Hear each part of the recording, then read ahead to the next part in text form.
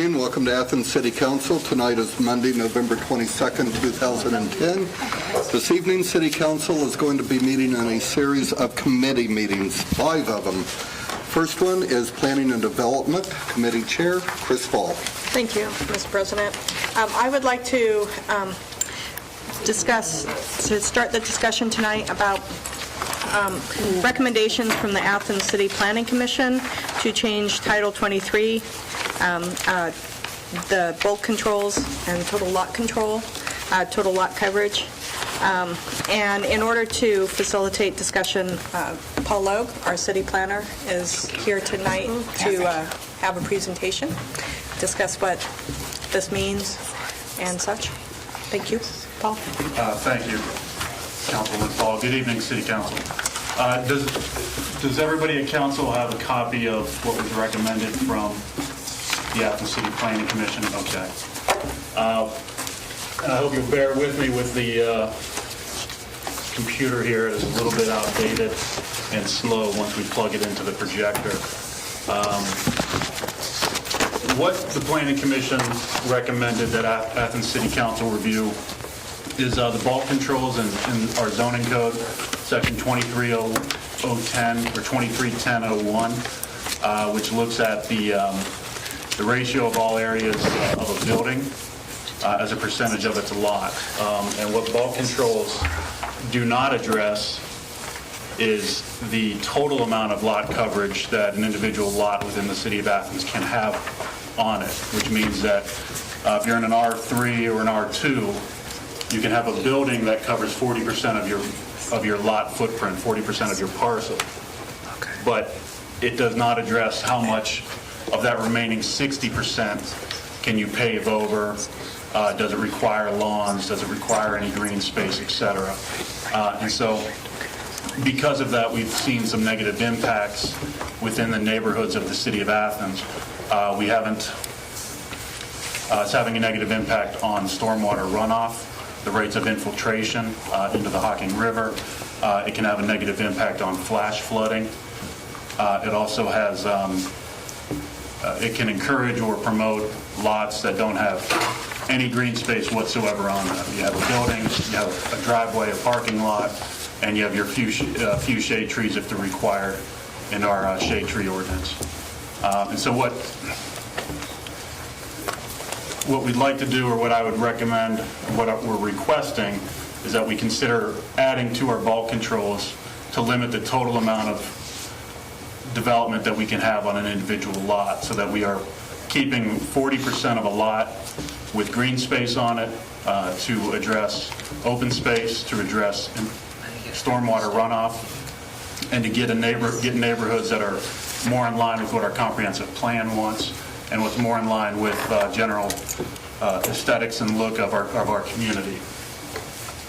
So what we've done, I've been working with some folks at the Voinovich School and at the Ilgard, and they created a GIS shapefile using the orthophoto of the city of Athens and some infrared imagery to show the amount of lot coverage that we have in our city right now. And I'll show you some examples of where we are. What the Planning Commission recommended was that we maximize at 60% for all of our R districts. We did not address the B districts whatsoever. We did not address the manufacturing districts. Obviously, those would probably have different requirements based upon the size of the buildings that you're allowed, parking issues, et cetera. But within our R districts, the request was for 60%. And if I can get my computer to work, I can show you some more detail here. It's not looking promising, is it? We'll get there. While we're waiting, of course, I could pitch for more computer money, but... Wait a minute, let's see if we can reach some $20 bills. While we're waiting for You don't seem to be able to work the ones you have now. It should come in, but while we're waiting for it, I will say that before we looked at this before we evaluated at the 60%, John Paskey and I took a sample of buildings that were constructed in the last 3 years of residential buildings in a B2, in the R2, and in the R3 zones. What we found are that the developments that are occurring are not maxing out the lot coverage bulk controls for the size of the building that they're allowed to have. And the R3s are allowed to have a 40% lot coverage, but they're still only building at 25%. They're building up, and then they're bulking out the remainder of that property to have parking. So they're not even maximizing the size of the building that they're permitted. They're shrinking the building so that they can get as many cars in as possible. That runs counter to some of the goals we have, especially in the R3s and our floodplain. We're not building up. What John and I found is that about 90% of the construction that's happened could still happen. You could still have the same amount of beds. You could still have the same amount of parking, and you'd be still under 60%, especially in our floodplain, if you were building up, elevating your building to get it above the 1 foot above the 100-year floodplain, putting your parking underneath, and then putting your stories on top. You could still have the same type of a project. You could still meet your goals as a developer, and the city would meet its goals in relation to stormwater runoff, lot coverage, green space, etc. But I might have to apologize here. Do you need to be online, Paul? I don't know. Okay. Thanks, Paul. Thank you.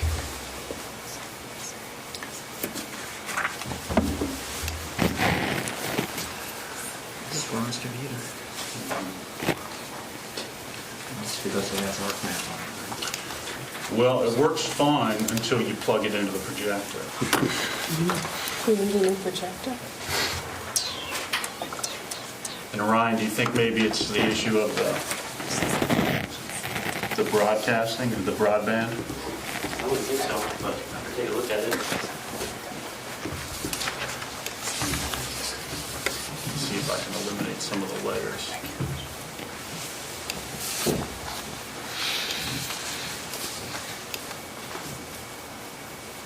Seem to be responding fast enough. Is it just not sooner? It will not move, yeah. Maybe if you close it out and try to open it again. Or get a little bit.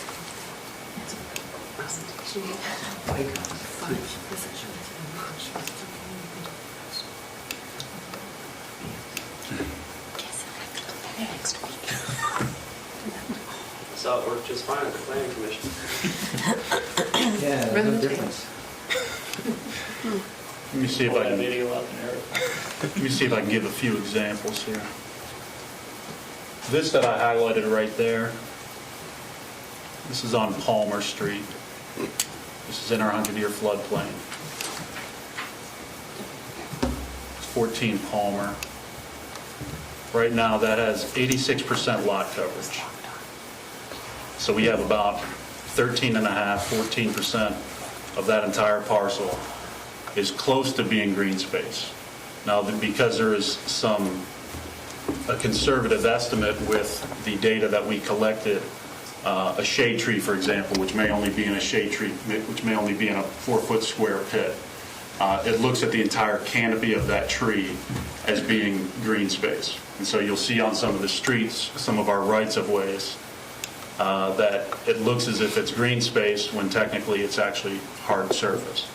So we're having problems like that. But not this time of year. Photos that don't turn. It didn't help. Didn't help whatsoever.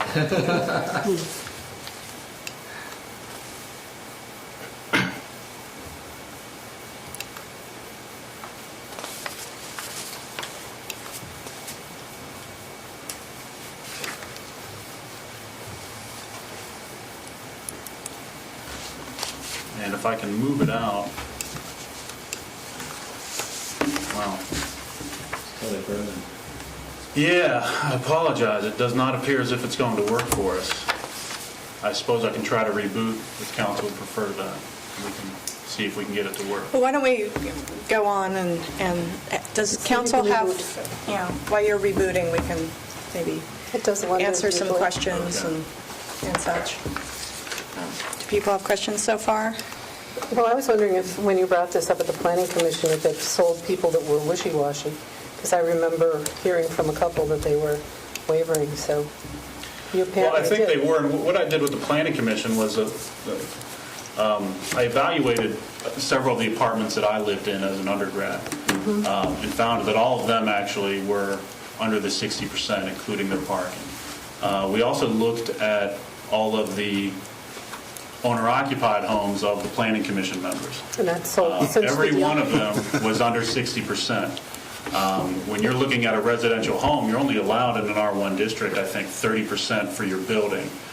So you consider the size of your home, and you're allowed to double that if you wanted to with your garage, your driveway, your basketball court, anything like that that you might want to put there, and you'd still have your front yard and your backyard. Well, wait a second, the garage is part of the footprint. The garage would be part of the, correct, right? I think I'm actually at 31%, I think we found out from his calculation. So I'm actually 1% over the footprint, the allowable footprint for an R1 zone.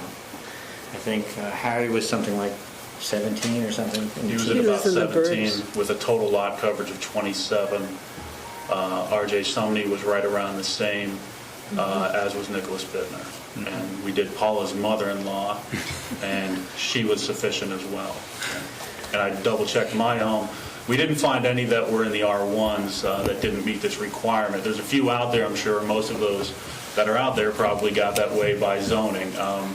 Councilwoman Fall actually checked yours before this evening, and your total lot coverage was at about 45%, so you were still low relative to what we're seeing. But we removed our driveway, so we're probably even. And this ortho photo would have been prior to the removal of the driveway. So what about right-of-way? Are you including that or not including it in the coverage question? The level of detail from the GIS work that Ilgard did not differentiate between Ilgard. It was parcel line to parcel line. So if you've got a standard residential lot and there's right-of-way included in there for your sidewalk, et cetera, that was not separated out. Because So- RJ has a big strip of right-of-way in his backyard as well. So better not say that out loud in public. I was looking at right-of-way such as, I know, but Your because of the sidewalks. sewer line, it's Yeah. always a problem there. Okay. But that's a good question, is in this definition, right-of-way would not be included when you started calculating your right-of-way, your Coverage. coverage.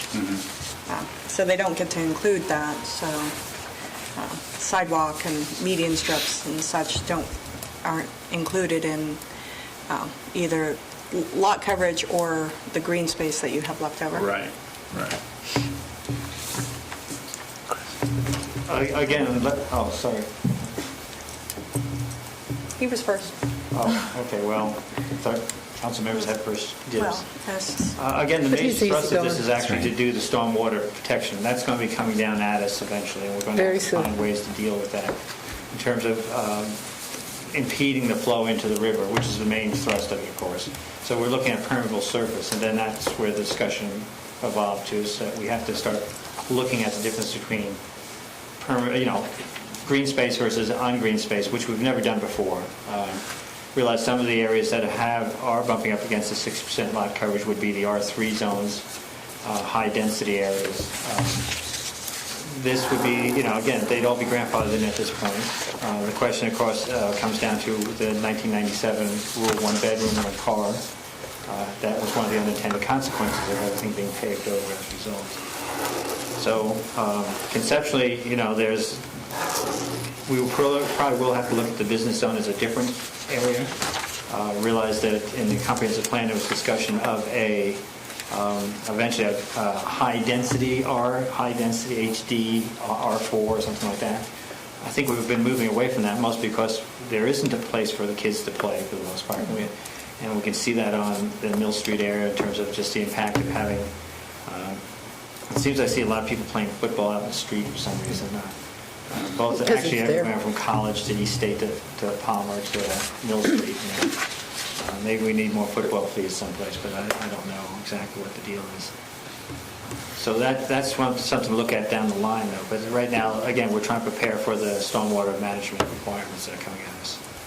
Chris, if I may, I'm having a little bit of trouble understanding, and maybe I'm misreading this, but I always thought that gravel and shell and those kind of things would be a positive thing for stormwater runoff, and never did. Is it not? Because water does go through that and goes into the ground. But are we looking more for green or tree? I think there's also some discussion about how compacted areas, gravel, stone, shell, are all on compacted areas, to tell you the truth, so that they Cars really... driving on it packs it so much that it is Right, and it's- water runoff. It's not... and so you get the equivalent of a pseudo cement. So if you're looking at infiltration and those sort of things are not they do not have high infiltration. Okay. And then when I see deck, a regular deck with gaps between the boards, that's okay. That does not count against you. Actually, decks count as lot coverage in general. If you look at the present code, I've been my stint on the zoning board of appeals, and I don't think it's changed. And John Paskey's here, code officer, to correct me if I'm wrong on this. Anytime you feel like it, You're going good. is that the decks are actually considered part of the lot coverage from the building. Garage, decks, and houses are considered the building. The philosopher has told there is that eventually, many times you have a porch or a deck that gets enclosed. And then, then it's got a roof, then it gets some screened windows, and then it gets some windows, and then it turns into a bedroom. So preemptively, we turn that in, it becomes part of the house. And you rent it to students. And what you're seeing, of course, is that there have been occasions in zoning board of appeals where somebody had a patio, a concrete pad, it was breaking up, and rather than redo it, they just build a deck on top of it. And we're talking about somebody putting 2x6s vertically, so it's not a big deck, it's 6 feet off the ground. It's turned into a deck all of a sudden, and lot coverage comes into play and setbacks come into play. So it's interesting how even in the code present, we have that little disconnect between a patio that's poured and a deck that is built, whether it's 2 feet or 2 inches. And another thing, my neighbors have talked about gravel, and they really dislike the way it gets on the road. It's a dangerous thing for walkers. Oh, sure. And every time, and lots of people don't pay attention and push it back on when it rolls off, gets in the storm sewer. It's dangerous for bicyclists as well. Yeah. Right. Thank you. I'm Yeah, sorry. no, it's okay. I just had a few questions for clarification's sake. And so I'm trying to determine what was the auspice or what was the original crux or push to come in this direction. Is it because of the concerns regarding stormwater management requirements, or is it green space? And so the questions I have then too, are we looking at green roofs or living roofs as a possible stormwater management solution, and permeable surfaces such as Andy Stone had talked about, brick type of Green brick. pavements, they're green, that allow water to move through them as well. So I'm curious about what is the motivation behind this, and the impact it will have on development, and then what are some other possible forward-thinking solutions that we have? Well, I think one of the things that we were looking at is there is the stormwater. And we talked about this last week when we were talking about the sewer costs and the upgrades, and we were talking about inflow and infiltration. I mean, this is a direct cost to the city, is when you have a large inflow into, especially storm sewers, because we don't have a separated system. There are certain regulations coming down the pike that we need to look at.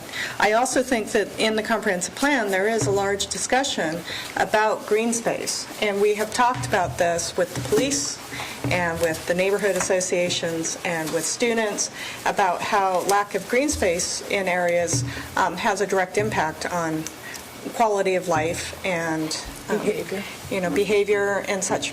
I don't think it's really a good idea to have students playing football out on Stewart Street, because having seen people, drive up and down there, it's an accident waiting to happen. We want to be able to have students who have a high quality of life also.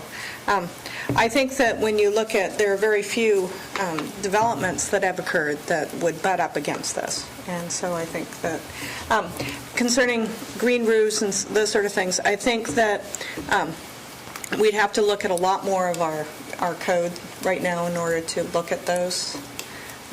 And green roofs we'd have to look at being able to maintain them and those sort of things. Bringing in the goats. Yeah, the goats, debris. Well, I would agree with the mayor as well that the part of the problem and how we got to this point as well too is when the law was changed to require one bedroom and one lot parking space, yeah, for such that in turn led to a lot of black pavement, and that in turn is also going to affect our water flow Again, I know when Carol Pattis was a member of council, one time she came across the idea of trying to make parking harder and getting rid of that ordinance.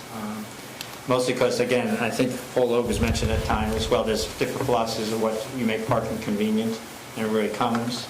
You'll always have, you build the road, they'll always get filled with capacity, same thing with parking. Or do you make it difficult so nobody brings their cars into town? I don't know if we're ready for that paradigm shift. My biggest concern about the 60% coverage is that we're trying to look at what's coming down, what is it called, MS4, is it? Yes. Which is basically a requirement separating sanitary from storm sewer water. We have, and I must correct you, we have a separated system here. For the most part. I know and whenever we find it, we get it separated as much as possible. Other cities do not. They put them all together and treat it all the same. It's fairly cost expensive to do that. The EPA has been telegraphing this for about 3 or 4 years right now, saying this is going to come at us. Discussion early on, of course, is what do we call green space? And then you start talking about perk tests. I mean, having to do a perk test of how fast it flows down, and that is so conditional on the quality of the soil. I mean, we have so many different soil types here to say, okay, we're going to do a perk test to find out if this is green space or not. It becomes a very difficult, and again, with the gravel, it compacts. I mean, they talk about crusher run being almost as good as concrete. Yeah, when you stick it yeah, down. they do. Right? Okay. Yeah. Because it doesn't do anything. It just sits there and slowly melds into a base. So therefore, rather than look at it's trying to put a technical spin on this and say, okay, we're going to look at permeability versus non-permeability. We just decided, let's start with the easy one, the coverage in terms of green versus everything else. We already have lot coverage that covers garages, decks, and houses and gazebos. Why not just say, okay, let's do a blanket lot coverage? And again, when he ran through all the calculations there, what you're seeing is that most of us fell well underneath that problem. I mean, if we're always restricted about 30% lot coverage anyway. That gives us another doubling of patio space if we want it, or parking space, or a driveway, or pools. And that's a good question whether pools are actually in terms of something like a green roof, they'll realize there is the ability to go to the zoning board of appeals if this is in Title 23. That was one of the other discussions we had, whether this has a standalone code section or does it end up in Title 23 and therefore it goes to the zoning board of appeals. So if somebody says, I've got 80% lot coverage here, but I'm going to put a green roof on it, here's my specs, and this is what I want it to do, and this is what it will do. I'm sure, the citizen board can make that determination too. I mean, that's if you really want to get that far into the possibilities at this point. Thank you. But they could do a green roof right now without. Yes. Oh, yeah. But could they use it in lieu of lot coverage? That would be a You can think about the investment in the green roof versus. Chris, one other comment? Bad gutters. I mean, Yeah, you got green roofs on the gutters all the time. It just See all corn falls stalks coming out down. of gutters. Chris's comment about the EPA, it's not an idle one. When I was responsible for a nursing facility down in Huntington, which is right on the Ohio River, they were having massive litigation between the city of Huntington and the EPA, and they were having to implement mandated the kind of things that we're also looking at here right now. Now, why we have gotten, maybe they're not that worried about the hawking or something and right next to the Ohio, or maybe their INR was so egregious that decided to take them on, but it is a very real thing, and I do know we're going to have to get a grip on it. Nancy, for 20 years, has talked about stormwater runoff and how we need to have much better systems at it, and we do. This is a baby step. Yeah. Really. And again, I think the mandates were coming down with a population, I think there were like 3 criteria, but that's it. The criteria are going to move, and they're going to move to make it a little bit more stringent. I think population is what, 25,000? That's the jump off the It used to be 50, I believe, and now it was either 50,000 or any community that had a mapped watershed. And they did not have the Hocking River watershed mapped in Athens County about 3 or there's 4 the years reason. ago. Yeah. And now that the ODNR or OEPA has that mapped, the Here we mandate go. starts coming down, right? I believe they have all the state watersheds, or most of them mapped now. Yeah. So it's starting to box us in here, what's going to happen. Yeah. And we have a whole section of town that do not have adequate stormwater protection. They have swales on the side of the road, culverts here and there, yes. Or the And they hillside. become- And the And they hillside. become problems later with people complaining about, the backup of them and mosquitoes and. An old so- resident of Grosvenor and Franklin, I know exactly what you're talking about, and there's a lot of INR still going on there. And the Hocking River through the city has been designated as a warm water habitat by the state. Warm water habitat is the gold standard in the state of Ohio for the quality of the biodiversity within your creek or your river. We have that in Athens right now. We did not have that 15, 20 years ago. So when we're looking at rates of infiltration and stormwater runoff, the faster water comes off the pavement and gets into the river, the dirtier that water is going to be. And so we do have some other issues that I believe we should be considering. And the quality of that river, we've got a pretty good river right now, so we should try to maintain that and encourage that. Paul, is this booted up and running, or is this just looking like? No, it's booted up and running now. It looks, I'm going to go slow Bated with it. breath, here we go, right? I believe I'm about 9 minutes over my time limit. Bill's going And to you know Watch out what that for means that. for every minute. Yeah, Wet noodle. I already told them. Okay. But this is, we can look at Mill Street here, this area, the Palmer Street area. Just trying to get them to this guy.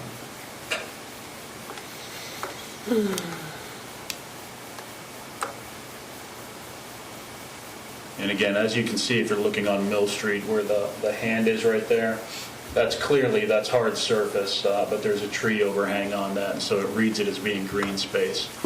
If you're looking at Palmer Street, this entire stretch right here is almost entirely paved from Kurtz all the way to Hocking Street. We've got residential, we've got large areas of pavement. If we look to see what the lot coverage is, I don't think this is the one I looked at last. I think the other one was like 17 or something.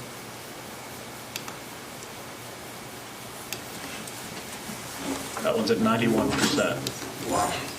Yeah. If we I'm look- trying to find the 9%. It would be difficult, you're right. I wonder if they need to fine-tune it. It's a plant in the window, maybe. Yeah. Yeah. Oh, those Okay, are but the- go to an R1 zone, just as an example. Sure. In contrast.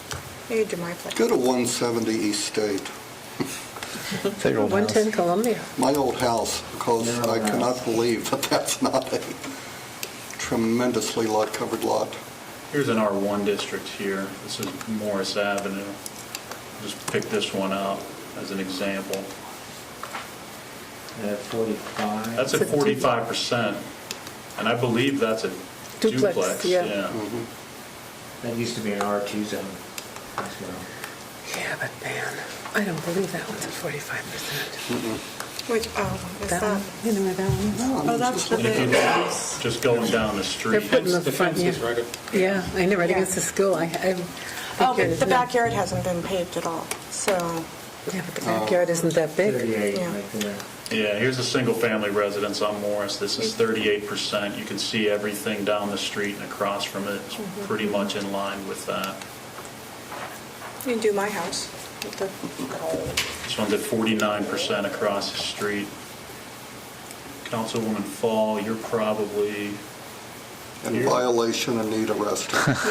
one of these right here, Okay, I increased green space in my yard. 53%. So you've only got 8% more to pave over. No, I depaved. She's taken a big bunch I out. have Think of how much depaved dirt my yard. to cover it. That's right. And I And again, planted as you can plants see the here, other this is day. mostly business right here. And I'm not sure how we would want to address the business districts, if at all. I think the experience and how we want a neighborhood to look, the residential areas where we live, the expectations for how that should look and feel is significantly different than what we expect in a business zone. And so at the planning commission level, we did not approach the business zones as being as pressing or of an issue. Look at there's yours, Bill. The old one. Yeah. So is there other questions right now? Planner Paul? So maybe when we use the word green space, we could think about pervious and impervious surface, because it sounds like it's elegant, and it isn't always. You know, some of those backyards are pretty scraggly. I think pervious surfaces are better than the alternative. But there's a need for green space in our yards, and one of the things, I guess, anecdotally that I experienced when I was an undergraduate at OU back in the 90s, not to date myself, but Oh, yeah, got a long ways to go. when I was, Oh, to be able to use that tape.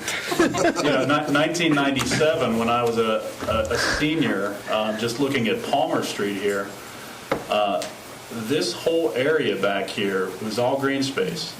The Palmer Fest was huge, but for the most part, it was going on back here. Oh, yeah. At this point, in 2010 and 2009 and 2008, this is all parking space, and so Right. you can't even have your party in your backyard now, so it forces you to go out to your front yard and to your street and to your rooftop balcony.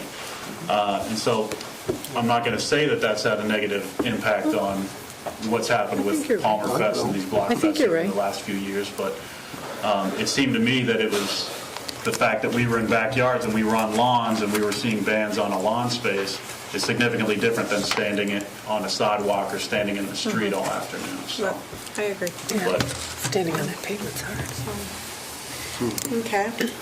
and so I think back to what you said, Councilwoman Bain, the fact that you have a pervious driveway as opposed to green space, the pervious driveway would not meet those types of goals that we Right. might have. And I think green bricks are wonderful, but I also explored them when I just put in my new driveway, and you can't drive over them every day. And at least what my understanding is from consulting with people that know.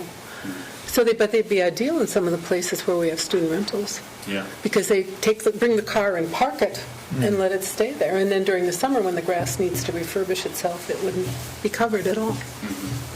But boy, there was resistance on the east end to green bricks. 10 years ago, remember that? I remember that. They were ready to tar and feather us. You don't think so? You don't Oh, remember? no, you're right. Okay, not all. They didn't know what it was. They didn't want to hear about it either. I think there's some real work in getting them in level and solid and everything, and getting them planted and, with grass and everything, and making it work right. In this environment, probably. Yeah, I Yeah, think, well, especially with areas that would heave and Yep. such like that. The clay. Yeah. Okay. So is there any other There are people in questions? the audience that may wish to speak. Yeah. Are there people in the audience that have questions or comments? Yeah, I guess I do have a comment. Am I allowed? Yeah, come on up. Of course. You're actually encouraged. Just introduce yourself and where you live. Yeah, my name is Anthony Farian. I guess I'm a little bit nervous. And usually when I get nervous, it's because I'm scared. Okay, so I wore this pink shirt today so I can be a little more vulnerable, because when I get scared, I get frustrated, and then I get angry. And I've spoke to some people about what's coming down the pipe, okay, as you guys are saying. And I agree with everything everybody's saying about the green space. I'm a developer. I don't know if anybody knows that, but I develop. And I'll share my experience, okay? Somewhere around 2008, I purchased a fairly large piece of property down off of Stewart Street, Mill Iron and East Union Street. And from years past, I was always from input from city people, and I guess what I'm trying to say is when I listen to Paul and then I listen to some of these other things, I'm getting these mixed messages. And I feel like once I really stepped back from this today, I took about a half an hour and really tried to quiet myself and think about all the things that have happened over the last 2 years through my experience. And what I've experienced is an incredible amount of mixed messages.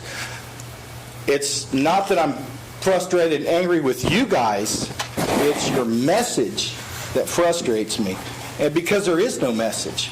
It's extremely frustrating to try to put together what I hear if it's not the green space. The conversation kind of led from the stormwaters, which is the problem, to Palmerfest and how we can't throw a football in the backyard.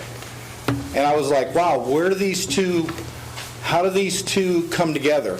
And then the brick paving, which is an ultimate, or rain gardens, great solutions to rainwater solutions. But that became, well, that doesn't work.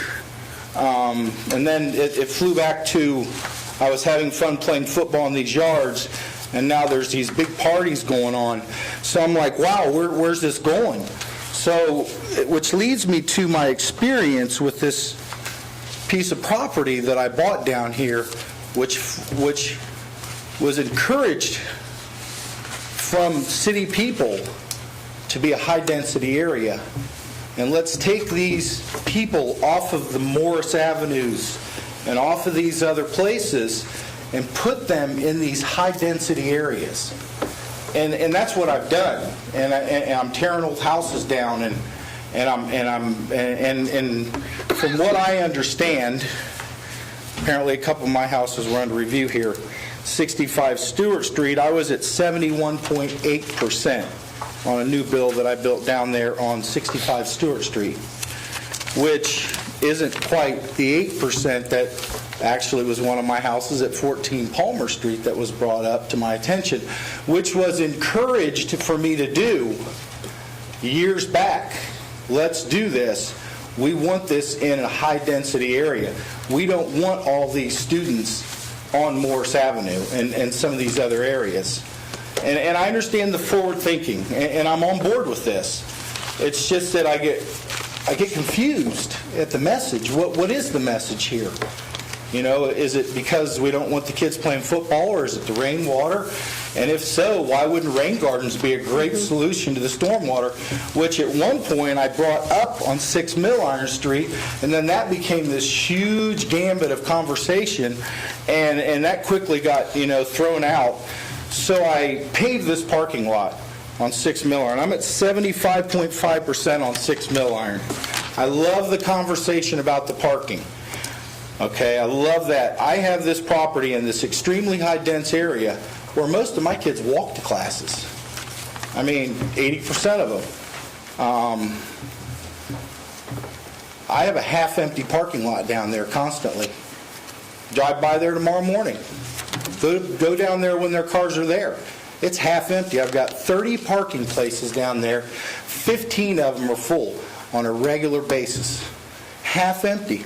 I would be more than happy to put green space on that property to come into compliance with a 60%, but I can't because the rules tell me 1 per, 1 per.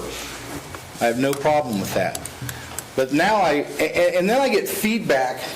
So in 2009, I go in and I built this house on 6 Mill Iron Street, and everybody says, oh, this is great.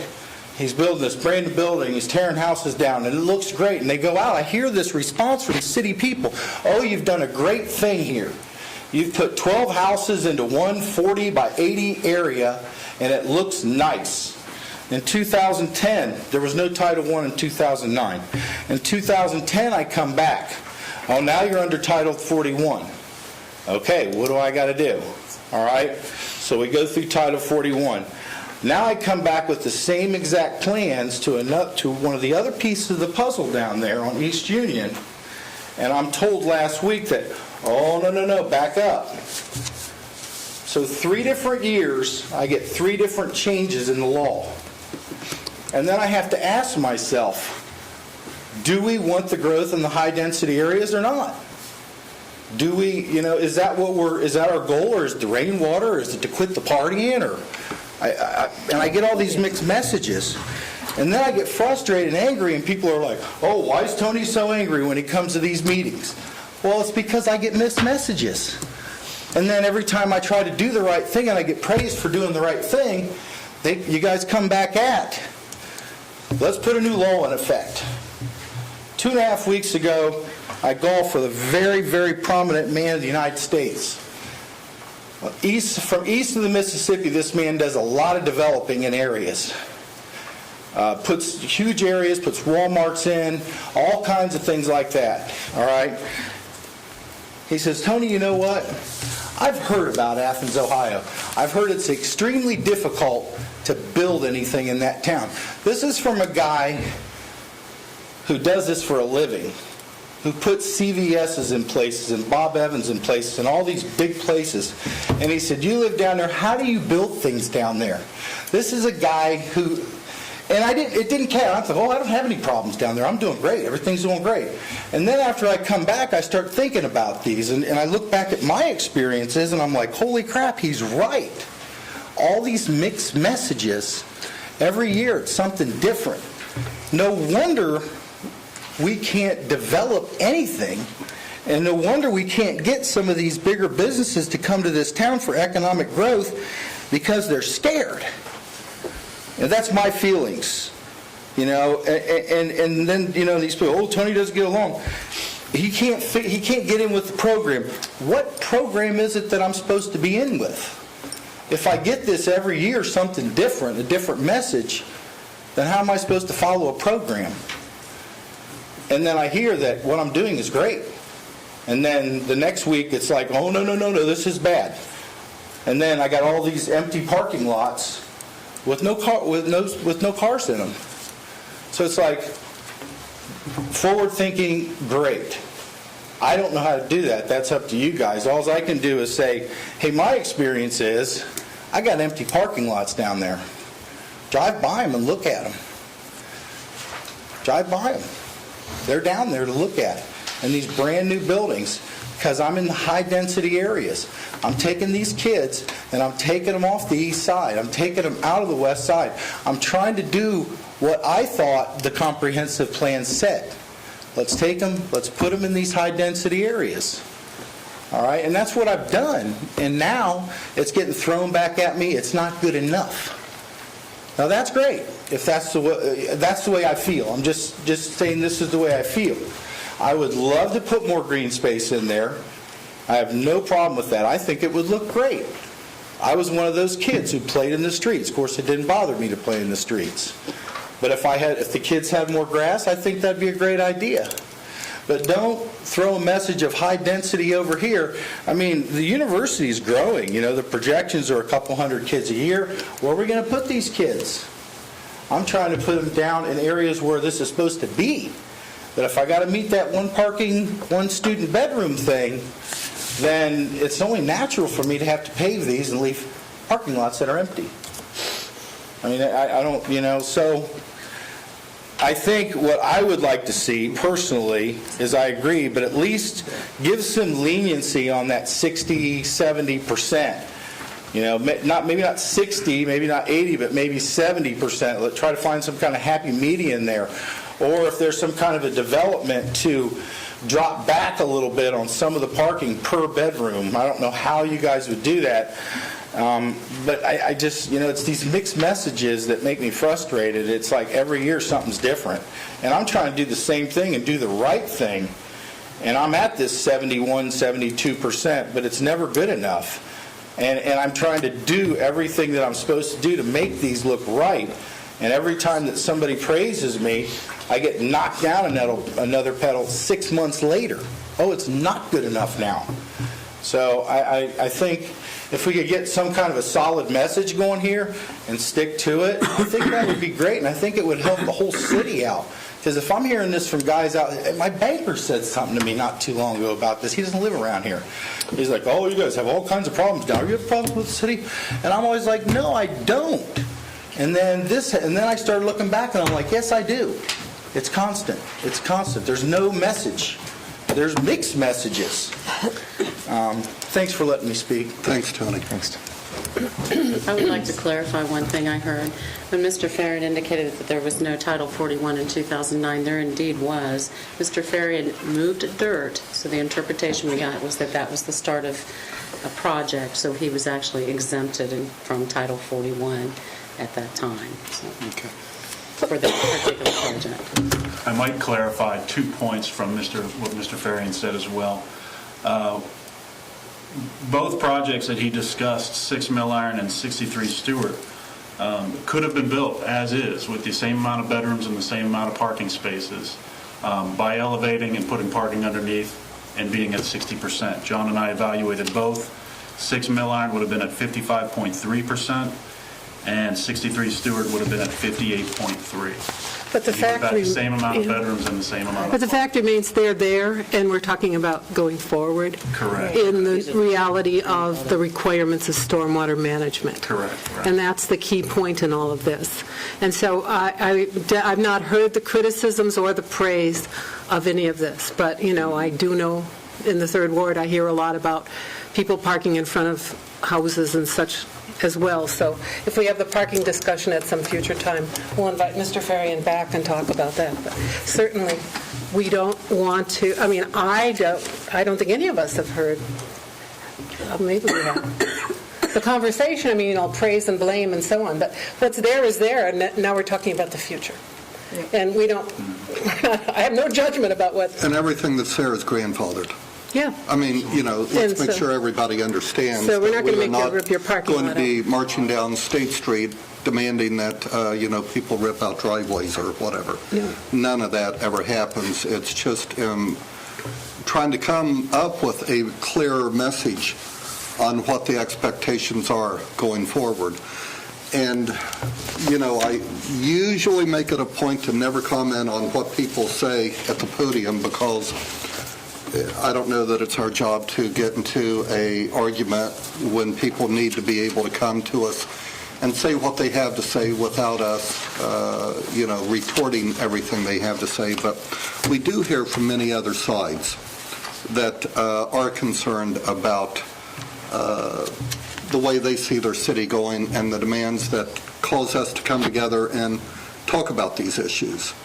And right now we're talking about it. It's a committee meeting. There is nothing before council. It is a time for Mr. Farians of the world of this city to come before us and to say what they have to say.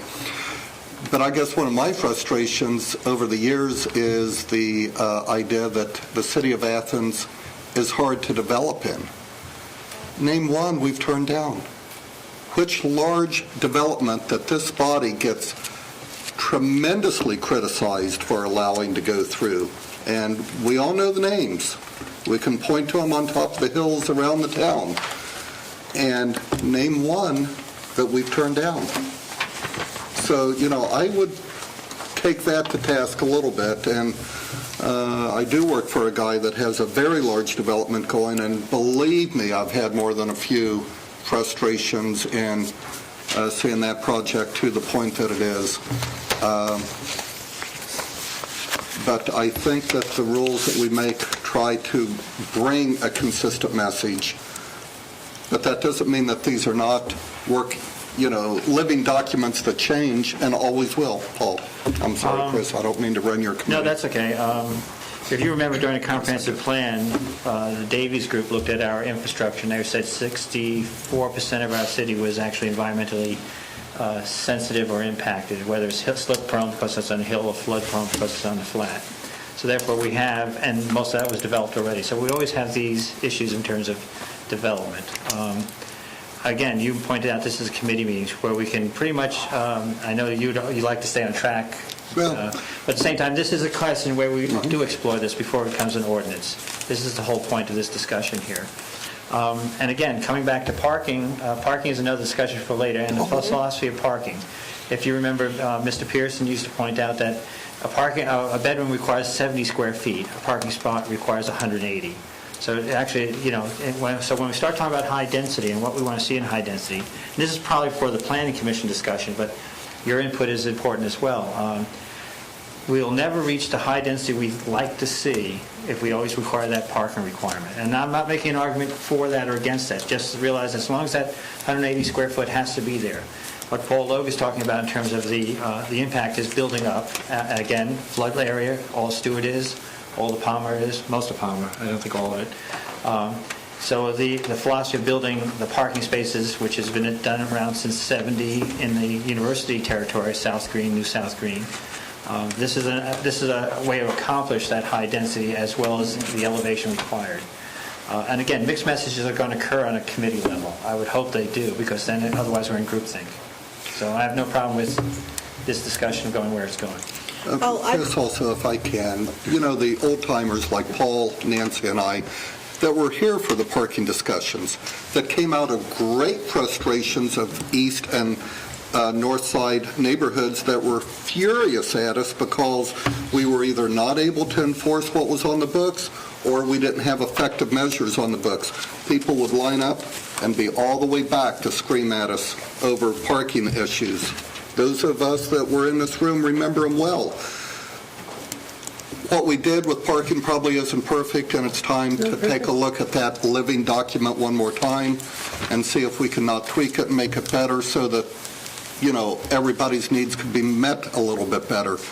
But boy, it's a lot better than it was when I lived on the east side for 17 years and was never able to park in front of my house because there's a camper parked there for over 30 days that never moved once. Those were the situations that caused the parking things to get around to what has created what you're finding frustrating and with mixed messages. But there were a lot of people screaming at us then. I'm sorry, Chris. Well, and I'd like to make the comment of, I think parking does need to, in this day and age, be looked at again, and look at the different types of parking and some of the things that we've had discussions about in different committees. I'd like to make a comment about high density. High density doesn't necessarily mean sticking as many people in a square lot that you can possibly stick. There's high density, but I think Athens, it behooves Athens to be able to do good development, not just ultimate development. Because one of the things the university talks about how hard it is to get students here. If people are living like rats in New York City, one of the things about New York City is it has a lot of green spaces when you really start looking at maps of New York City. Parks, pocket parks, little gardens. And we need to really be cautious about talking about how we want to move the students out into these high-density neighborhoods. They deserve a place to live that's reasonable, safe, and has quality. And I appreciate your development because, there are, higher standards with construction and such, but we need to also look at parking and these sort of things, but that's not the discussion that we're having for this particular ordinance. And, one of the things is that that's one of the reasons why we went through the comprehensive planning process, and we continue going through that planning process. It's, city governments are living, breathing, kind of frustrating sort of processes that we go through. And so, we need to look at this particular ordinance when it gets developed and discuss that one, and then go on to some of these other issues, because I think that they're very they make sense, and they are they're now. I mean, and they're different than what they were 25 years ago or 20 years ago. So I'd like. On the street, and go back up there. Well, I was just kind of want to make a comment that I kind of think they go hand in hand. Right, but Because I don't have a problem with taking a look at that. But if I'm restricted to this parking, then how can I give green space? Right, and that's something that. They're trying to put these people in these areas off the side and off Right. these areas that you don't want them. Okay, well, I'm just speculating that's what's going on. Right, but we are discussing right now lot coverage, and the parking and such is not even my committee, I'm happy to say. And we, these things feed off of each other, and we need to look at this. And, one of the things with increased density is then we have to develop. I think that what we're dealing with is that increased density happened to the city, and the city wasn't necessarily quite ready for it. And so we're playing catch-up, and catch-up is messy. And that's what's happening right now, and we need to catch up, and then we can start really looking at more progressive, forward-thinking sort of solutions, but we need to catch up. And so that's what we're doing, and looking at some of those things. And it is messy, and committee meetings are messy, and It's going to get messier. it's, And yeah. this one's gone on for an hour. So I don't have any more questions or anything? Okay. Thank you for coming, and we really appreciate it. And if you have any more questions or anything, you can contact me, and I'm more than happy to meet with you. And come back. You are having Be a public part of hearing. it. Well, I think when we figure out what we're going forward with this, there is a public hearing scheduled for January, further ahead. I didn't want to do it in the middle of Christmas. I understand. I just wondered. So, I was aware yes. there's one on the post. Debbie has scheduled the public hearing. I don't have any sort of miscellaneous, so my committee hearing. On to Finance and Personnel, Jim Sands, share. Okay, I think all of council members have in front of them proposed 2011 budget created by the mayor with great help from the auditor's office and some input from other people. Before we look at and discuss this document, Member Bain of our committee wants to make some comments to put this in perspective, I think. Okay. Well, I asked Jim if I could say a few words about how the last couple of years have impacted the city and how the city has responded to it. I think very often people make comments about the situation, and I think we have to go back and say, what have we done to meet the challenges of our declining income? And it is declining. I mean, we may have temporary changes, and it may decline even more in the near future. But one of the things and I just want to make the list so you remember all of these things, so you don't think that we have a whole bunch of fat that we can start hacking off the budget. One of the first things that we did was and I should say, the Service Safety Director did, and we thank her for it, is she reduced the amount of travel going on. A second thing that happened is she reduced dramatically, amazingly, 90% of the take-home vehicles stay now on the lot. That is a very important savings. So both cases, we reduced the amount of demand for energy.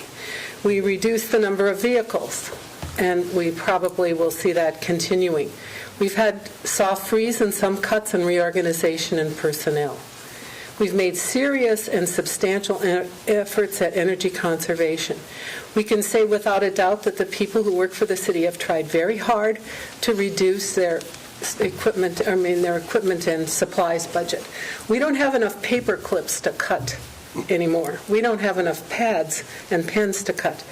I guess that I would say we're going into a period where we have, as Jim will say, a pretty substantial gap between our income and what our demands are this year. And that will be exacerbated, I think, by changes in the 45% of our income, Ohio University, which has furloughs on board. So what I think we're going to be looking at is a budget that will probably be altered after March and April, after the biennial budget, and it's not going to be pretty. Okay, so I think we have to say, we've done a lot, we've saved ourselves. I think the stimulus also helped reduce the amount of cuts and the problems, but right now, we're looking at a big shortfall even without furloughs. And all of our efforts will not save us, I don't think. So, Jim? Well, actually, as I had said before, I'm going to ask Mayor Wilder to speak about a lot of this.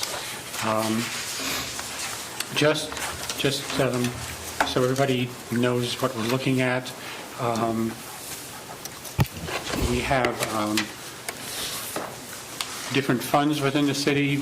You hear the Service Safety Director and the Auditor and the Mayor often speak of 100s and 500s, et cetera. Those are just the numbers that they use for titles of these various funds. Personnel, supplies and services, debt service, capital, which we just are dealing with right now, and then the general fund is a huge area that deals with a lot of the everyday life of the city, and the mayor has that broken out in a very detailed fashion. Mayor Wilder, do you want to talk about what you... Well, okay, this is labeled Alternative 3. I think a lot of help from Ray, the Deputy Auditor from Kathy's office, did a lot of work on, mostly on the TC 100 classes. That's the personnel. If you look at this document here, you'll see it has the top by department. On the top part says Personnel, Supplies and Services, which is transaction class 200, 300s, debt service, which is 400, capital outlay with 500, transfers and refunds are 600. You'll also see on the furthest right side the percentage each department, and if you look down towards the bottom of the general fund, which is where the line cuts across about a third of the way down, that is the general fund. That's about 74% of 74, I believe, right, of our income comes and supplies both the mayor's auditor office, auditor's office, treasurer, law director, council. That's where your paycheck comes from. Court, police, fire, code, parking enforcement, lands and buildings. Other admin is general overlap with everything that gets administered through the city. If you notice also on the TC 100 saying personnel, at the bottom of that percentage total is about 80% of our budget in the general fund's personnel. This is not new to the old timers here, and I say that because you've done a budget every year. Originally, I think this was titled, before it turned into Alternate 3, 0150-010, or rather 10, but I don't think we're going to get up to 150 by the end of the... So Debbie over here is going to have to pick a nice even number, because what happens almost invariably is we have to go back to this and modify it each time.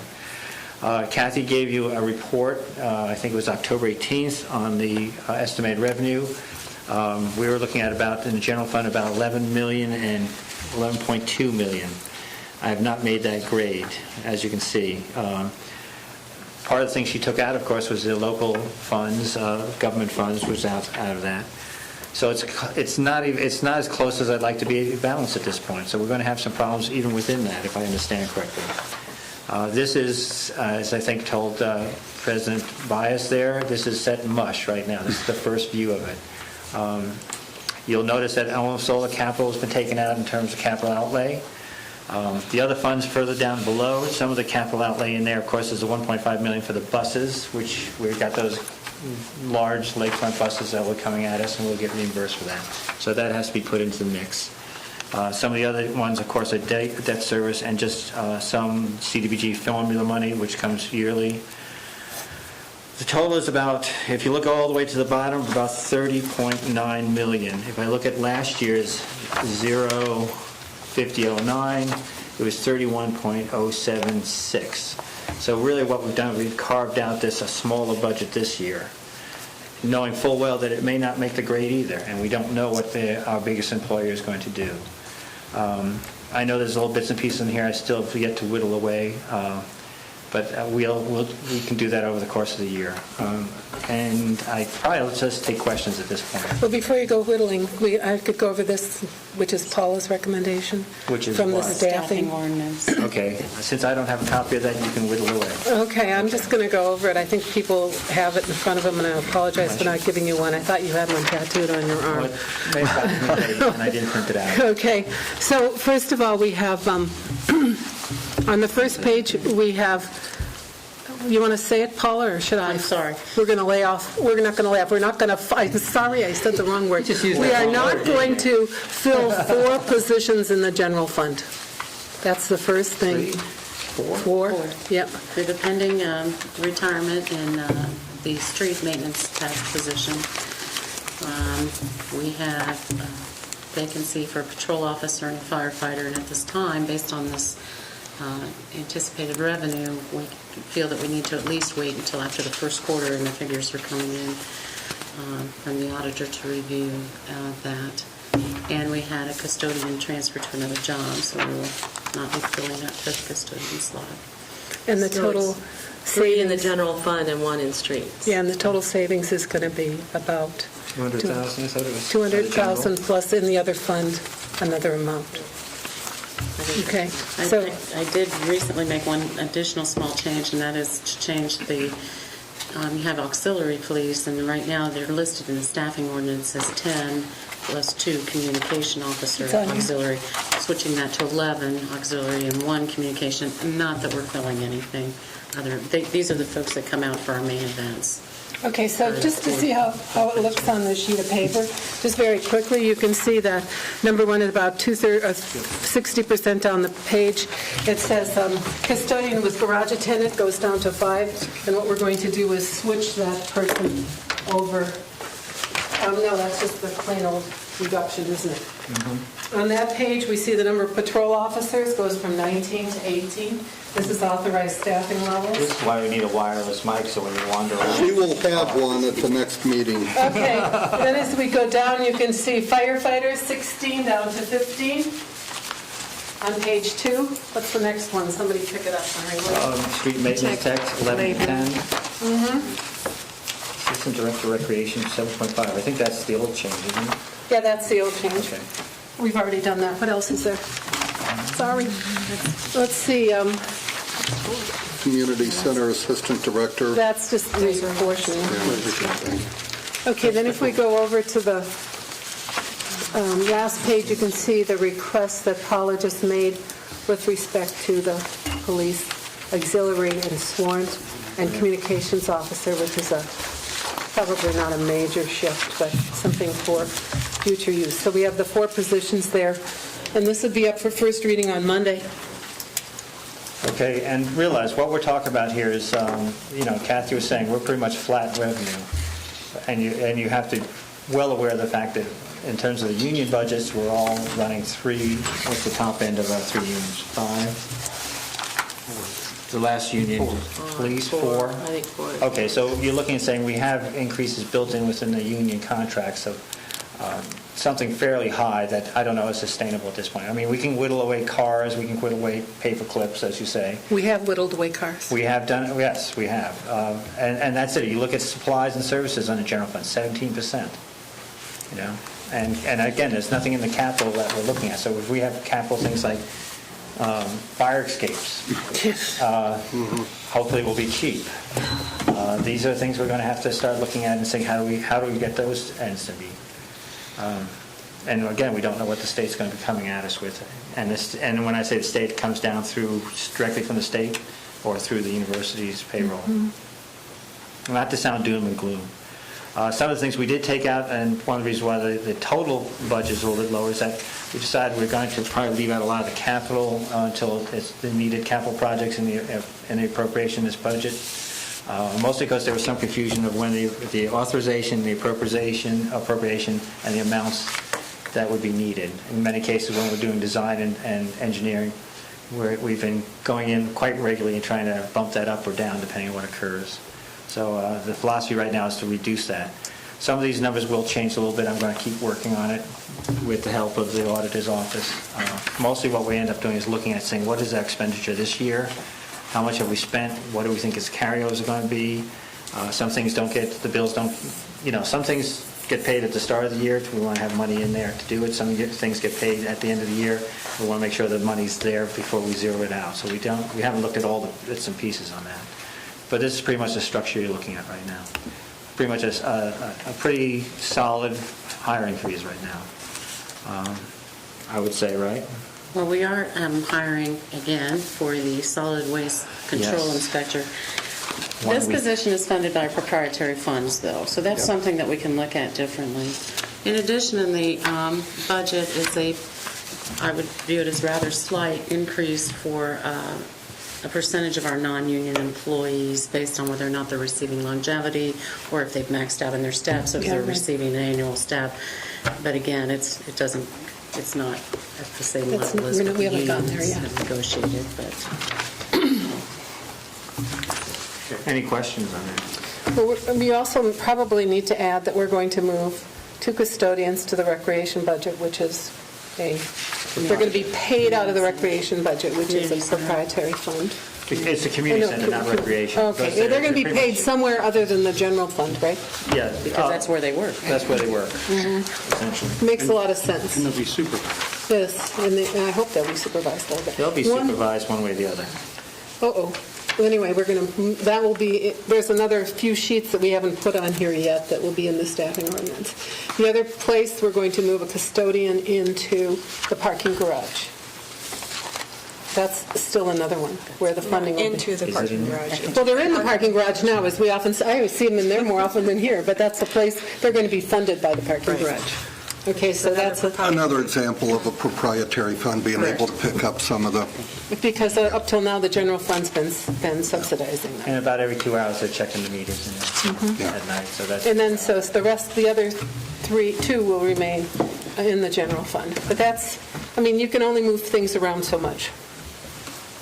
Now, in addition to that, the next thing that's going to come up, and Paula alluded to it, is something that you all have to be aware of. We all have to be aware of. We have a payment schedule in the non-union ordinance that has people going in steps up to the midpoint, and then nothing after that, and we're supposed to set a salary increase at that point. So there are step people, midpoint. It's very similar to OU if you've had experience with the secretarial staff and administrative staff. And at that point, then, we're proposing to put in a 1% increase and for people who have longevity and a 2% increase for those that do not have longevity, because longevity is a very good deal for people who have it, but we've abolished it for all new hires. And the total cost is going to be somewhere around $20,000. We'll get the exact amount. And what we're going to ask for in exchange for this is insurance payments and, deductibles. And it's about a wash. It's going to be about a wash, so that's what we're going to propose. The next year, it's anybody's guess, but it's a 1 and 2.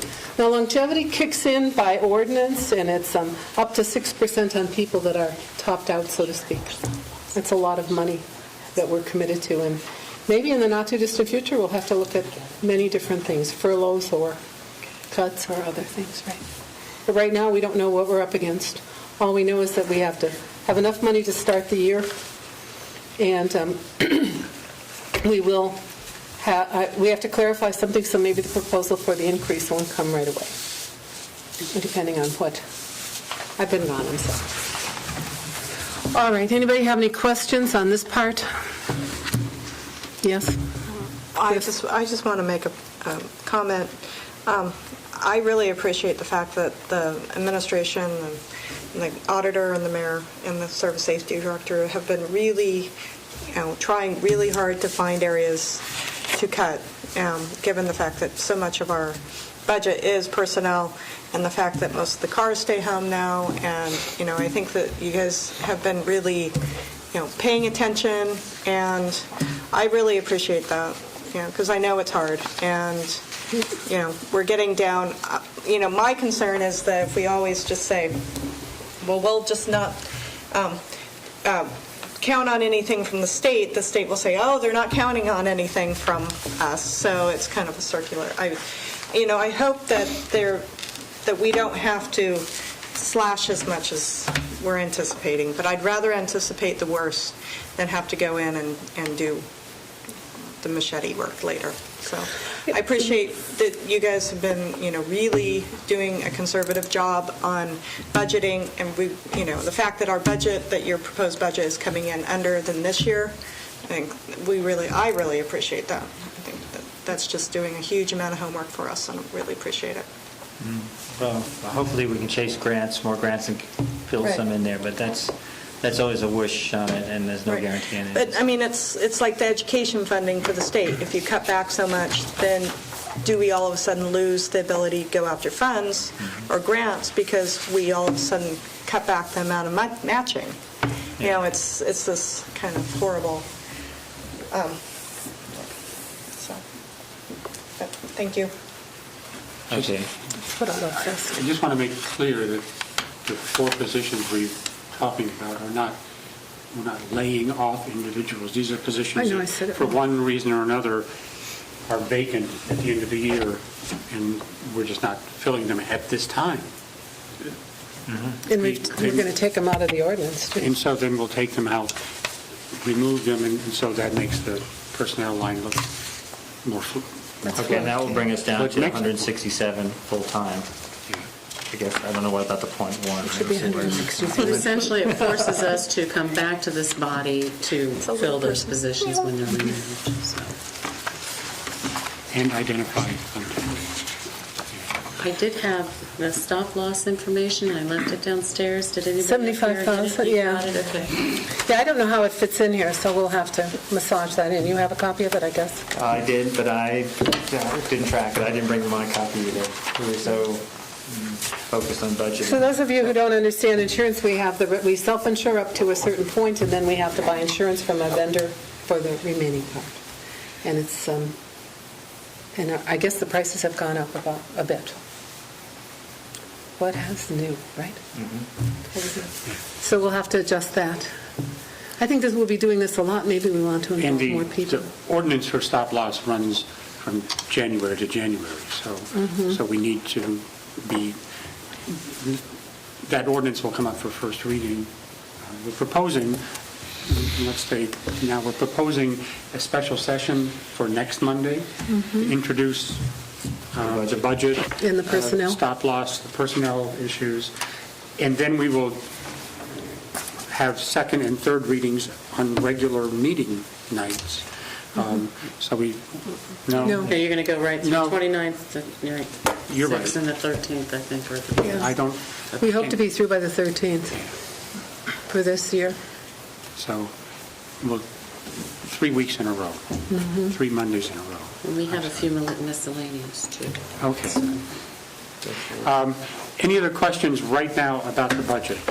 The completed budget with all its attending documents will be up for first reading next Monday. We'll discuss it more at that point. Personnel will also be a So first reading. please look at this, come with questions, and we'll be meeting next Monday. If it's okay with everybody, we'll poll the council in a second. Elahu? And clearly, a lot of work has gone into trying to get this balanced. I don't recall from last year or the year before, how realistic is low capital outlay from the general fund? And that's zeroed out right now in order to help balance this. Well, okay, when you think about capital outlay in the general fund, most of the time you're actually talking about vehicles when you think about it. Lands and buildings with the other chunk of money that's out there. Let's see, if I'm looking at the 15009, we really didn't put that much in. I see 5,000 for the, 6,000 for the fire. I know they were aiming at some hoses, get some fire hoses on that. But if you remember, realize some of the big tickets items, of course, would be the buses and stuff like that. We did have to do some capital outlay for fire station, which wasn't in the mix over time. I think Hudson, no, it was the maintenance building on East State Street. So those come up as they rear their ugly As head, needed so to mostly. speak, yeah. Realize, of course, we don't have the perfection thing in this mix right now. That will be actually a debt, I imagine, a loan, but that'll have to go in here when the time comes. I think that was an email going back and forth between the Assistant Service Safety Director and Kathy, the auditor, said whether this should be in the mix or not. But since we haven't done it, we haven't signed the contract and gotten that rolling, we haven't done it. Could you say, is that phase one of perfection? Phase one, 400,000. Okay, oh, the rec center, or community center part. Community Center, City Hall, what was the other? Parking garage is covered, isn't it? Right, that loan money was for the community center. Only the community Yeah. center, that's what I wanted to clarify, thank you. But if we do it, as far as capital projects, They'll have to come into the budget, yeah. the rest that will be, some will be out of general fund. Essentially, it's the same kind of practice that we'd have to come back to you as a body to say, we need this money to do this. And you'll ask us if the money's there. What about the fire truck? If you look at... I know the money's in there, but are we going to be able to do it? Oh, are we going to be able to do it? We're still short, if that's what you mean. Is that what you're saying? Is this including money from- 580 capital This- improvements? Shoot, I didn't put it in there. Yeah. I need to upgrade that. See, good thing you noticed it. Okay, we're at 440 right now, or 640? Well, we have it right now, I mean, it's 640, 640,000, Okay, right? that's one I missed. See, Wow. I'm But glad does you this got include money from OU? I mean, Nope. Does that include money from- There's no good- I mean, you can dream all you want, but it's not coming, I don't think. I mean, OU's not, I mean, are we going to get any impact funds? Probably not. No. We don't know. Yeah. Oh, come on. But the fire truck is something that, pretty soon we'd like a resolution on. Okay, so you're saying we should think about seriously about getting a bid out? No, I think state bidding is, I'd hold tight.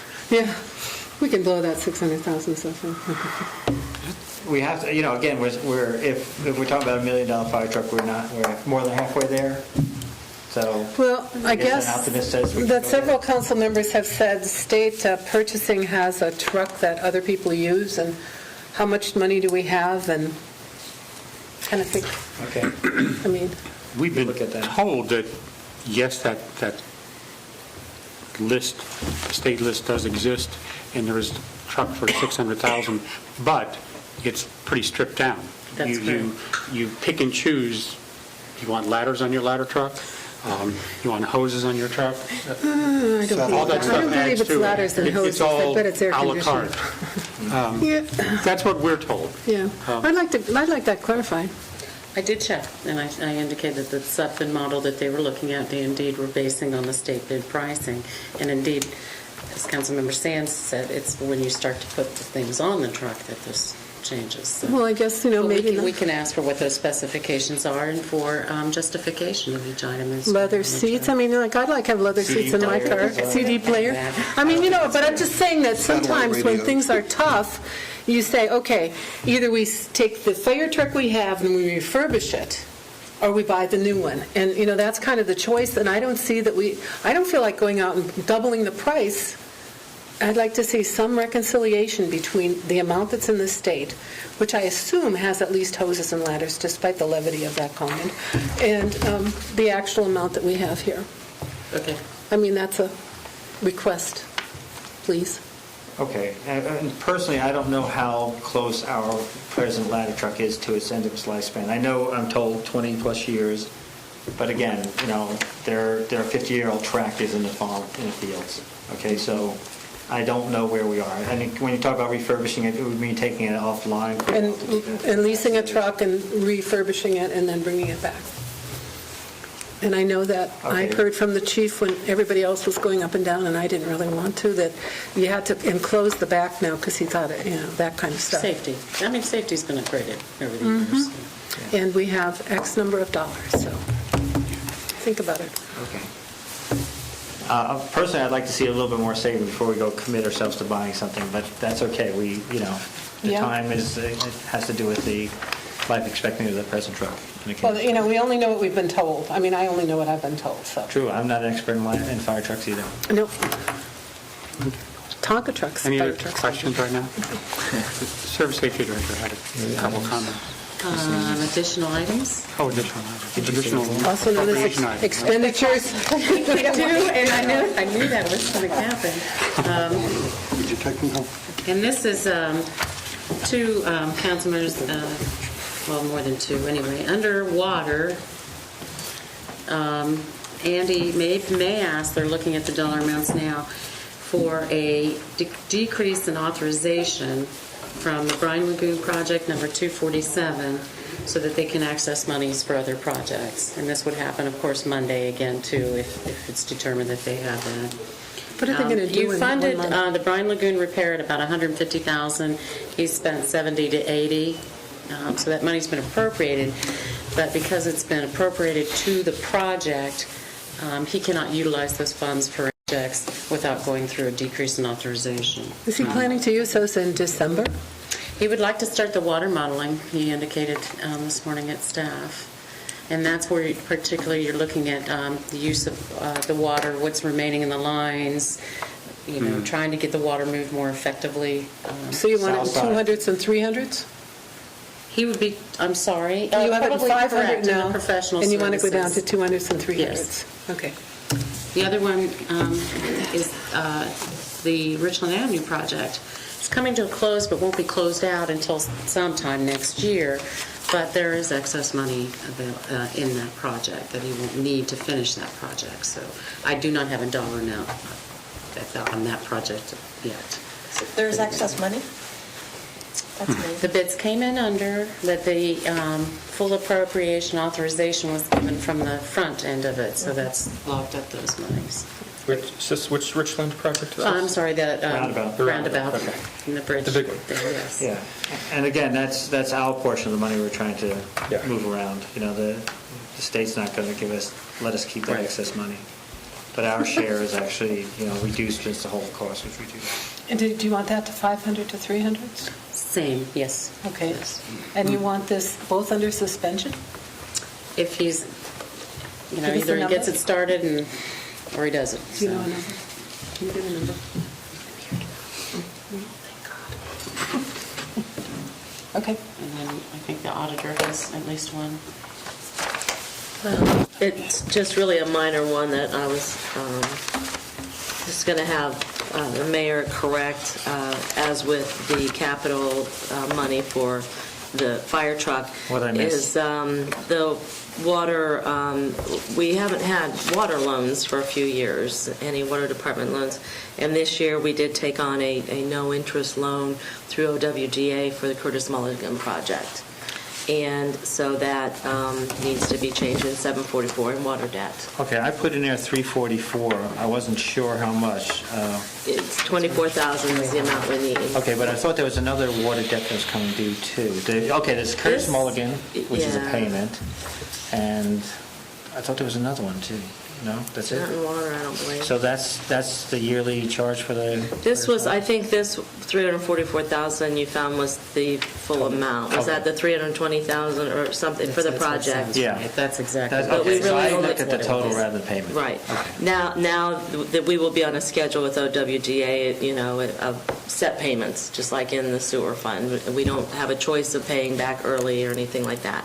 And so our payments will be 24,000 for next year, that's good. starting next year. So you want 24,000 instead of 44? Huh. Okay, can do. Okay. I misunderstood what Ray was saying. I thought it was on top of that. That's I all. wasn't sure either, so I called him, yeah. Okay, thanks. And one thing I do want you to do, if possible, can you check the deadlines? Because I was looking at your spreadsheet there, and I usually think I have it all, but I know there's two payments and something. I might just put the principal in rather than interest and make sure it's all there as well. Right. Well, and I know, and I after I got that email from you late, I looked at that because I thought about that too, because we have the sewer OWDA payments that go out at 12/01, January 1st, are They have to taken be out in of our place. bank, and so that money has to be in there, and we have to make sure that it's, ready to go, that kind of thing. So, yes, we will look at this again. And I've been looking at the transportation assistance one. It's at 634. I'm not sure if that's going to be correct. I've been talking to Charlene about it, and if we're contracting with HAPCAT right now, I don't know if we have to do that in terms of our grant, which is with, the state. I guess this is more of a legal question or an audit question there. If we're running through... Well, you're in trouble with legal. If Athens, Hocking, Perry County community action is doing actually the grant application and the administration and the contract with Lakefront, do we need to be having that money passed through us? I assume so, but I wasn't sure. I don't know, it depends on how it gets paid out. Okay, I'll have to ask So that we'll question. have to look into that. Okay. They're doing Anything else from, Oh, sorry. okay, great, thank you.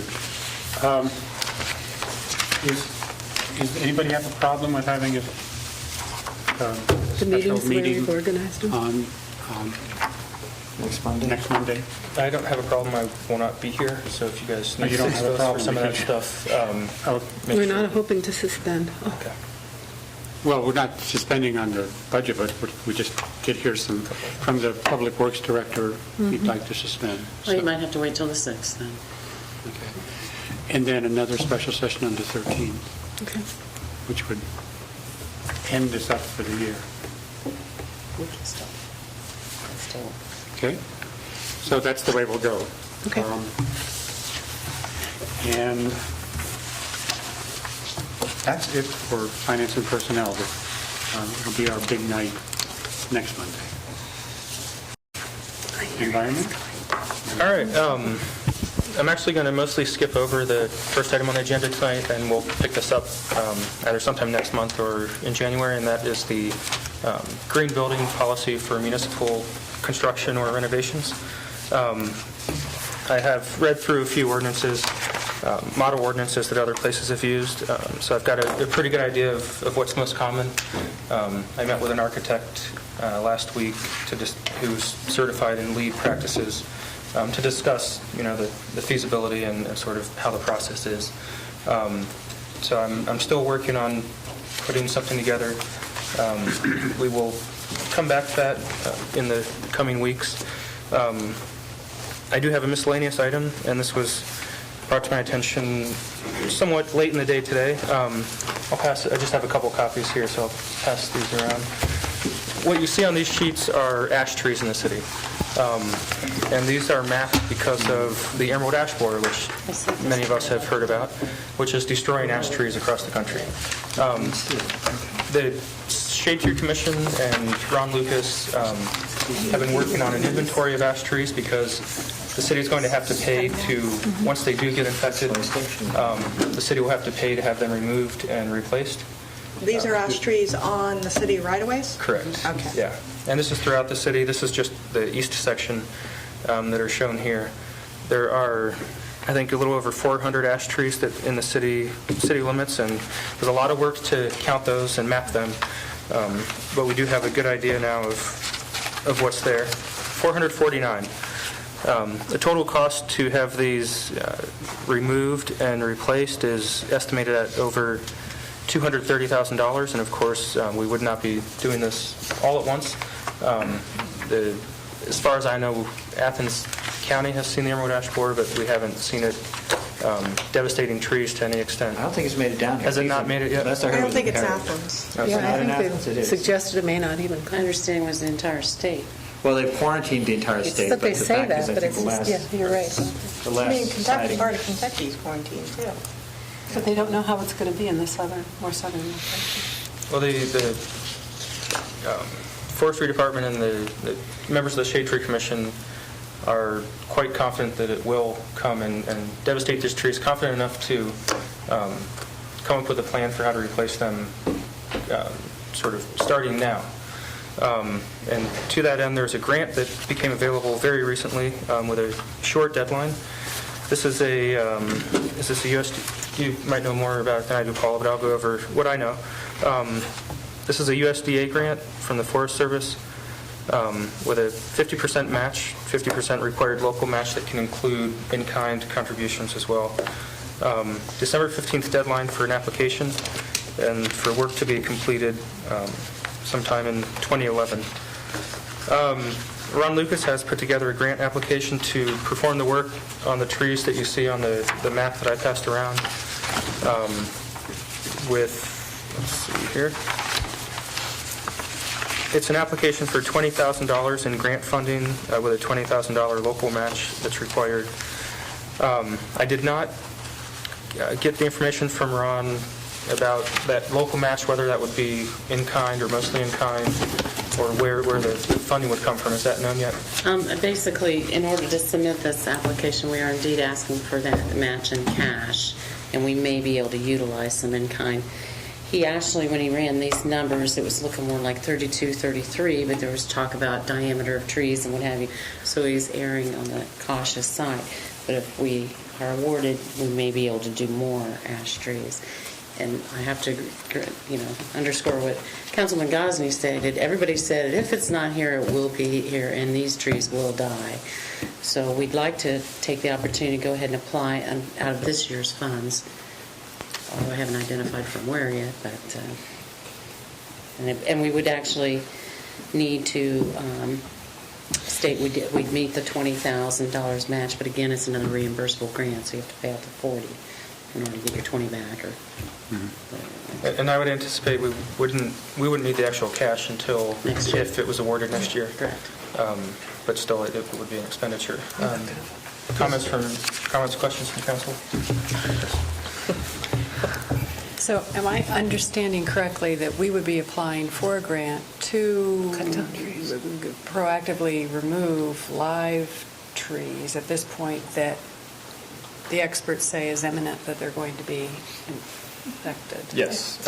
Remove and replace, importantly. With a different species. Okay. And with best practices. Well, and so they're saying the best practice is remove them now as opposed to waiting.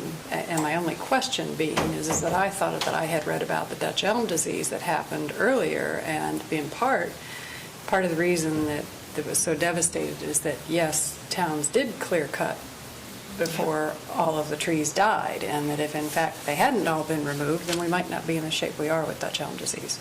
Now that's me doing a very small amount of reading, but that would just be my question. Is this a comparable kind of situation where we might wait to see if it actually comes into this area? And I can't speak as an arborist or anything of that nature. I do know that this is what's her title? Urban Forester? Urban Forester Ann Bonner. Urban Forester Ann Bonner has been part of this discussion ongoing, and I don't know what's happened in the other communities that have been hit. I can't say. Go ahead. I have several.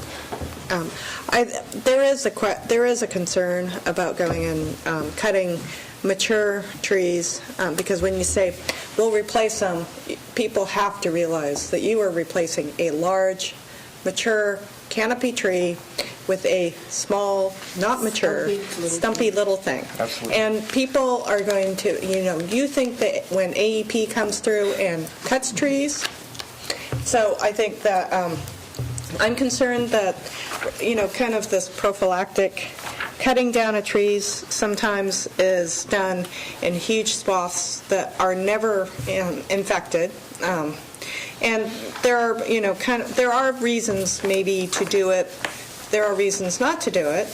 I would want to see public education, brochure, pamphlets, door to door, because otherwise, people are going to look out, and these are large trees, and they're going to. We're talking about a good chunk of our tree canopy, and this is only on. What are we going to do when? And the other thing is that these are on the public right-of-ways. People aren't going to go and cut down their ash trees. So why? Why are we bothering to do it? We'll be liable for this. If you were to see the presentation by Ann Bonner, maybe that's what I need to do. I've seen it, but I'm not convinced that the wave is all the way down here, and I'm not convinced that we need to necessarily do it, so far in advance. This is, I participated in the inventory of this. In fact, some of this area too, I believe I did the inventory, as well as the Near East side. They're not all large trees. There's a variety of sizes, variety of ages. If I do the quick calculation, of course, we're talking about 40,000 total. The figure stated was 230,000. So we're talking about maybe about 20% of the trees we're going to be targeting at any given time. And this is just 1 year. Actually, Rick Abel started the inventory. So that's a 3-year-old. It's been cooking for 3 years, the inventory. It's been done by lots of volunteers who've taken the time to go out there, measure girth, location, and compile this information. I don't think if we're going to target 20% of trees, that would just be a slow process of elimination of trees. We can be selective about it. It is only in the city right-of-way, so it's not going to be every ash tree out there is going to disappear. I don't know what the pathogen is for Dutch elm. I thought it was a fungus. And therefore, does anybody know offhand? They did some kind of jelly thing, or they stripped the bark off and put jelly on it, saved them in Bismarck, North Dakota, but the rest, Minneapolis was totally destroyed. And again, right now we don't plant any more ash as a result. So we haven't done that for about 5 years now with anticipation because we knew this was coming down the pike. It's not here yet. We're not going to start, at best we'll be able to clear 20%. And the area what you're talking about is less than 20% if we're talking about clearing trees and replacing trees because, we're talking about $20,000 maybe dollars in terms of tree removal. So at that point, if your estimate is, and I don't have the number, I don't have the application in front of me right now, but if we're talking about $230,000 worth of total tree removal and replacement, we're still at 20%. If we're talking about just plain removal for liability purposes. And that's strictly what it would be for. Yes. I mean, you're not talking about stopping it or protecting any of the other trees. Because that won't. You can't do it. I mean, if this infection comes, removing 20%, I mean, some pathogens you can thin out trees and then you can maybe be able to protect the other ones. But this is an insect in the borer. Yes. It's going to Yes. find a tree. So, I mean, that it would be strictly for liability, and that's the only thing. Well, it would be for liability, but also so that we aren't stuck with a $250,000, $230,000 bill if it, when it does hit. If all it at hits, once. I think it there's a depends on who you conditional ask. here. I think it's a win at this point. It's working its way down. I say, the last I heard was Perry County. Those purple boxes you see out there, I think those are the emerald green ash borer survey. well, But incidence is not the same as infection. I mean, you What? can catch all the critters you want. I mean, there's a question about whether they will survive in this environment. I've read some literature on Which it. environment that's different? Rural southeastern Ohio. I mean, this is a different climate from the ones farther north. Perry County? Was there incidence? Well, I mean, an incidence of infection is different than a Oh, you wholesale. mean total destruction of the tree? Right. Yeah. I mean, and there's always a discussion between the difference in environment between northern Minnesota and here. I mean, Or I would northern be very cautious because I think when you're talking about removing any sort of tree canopy that's over, we're talking things that haven't been planted in the last 4 years. And I would request, beg, an education campaign. And I'd also like to see whether this grant would not allow or allow the trees to be used for some kind of wood. Because, I mean, that's one thing is, Landfill. whether, is it going in the landfill? Can we, can somebody who does local timbering use them? I mean, they can't be used for mulching or things, Or but firewood. yeah. But I mean, I'm very hesitant about just seeing wholesale. Actually, I And think you it know, can we're be talking used- about the Can't take Far them East, anywhere. which is. I'll be very protective of the trees in my Very ward. understandable. Okay, I think we ought to apply for it. I was just going to say that the mayor just said that we could be selective about cutting trees. We don't need to cut whole neighborhoods. A lot of the ash trees and a lot of the trees on city right-of-way are now growing up into the electric lines and are trimmed into fantastic, and I don't mean great fantastic, I mean weird fantastic shapes.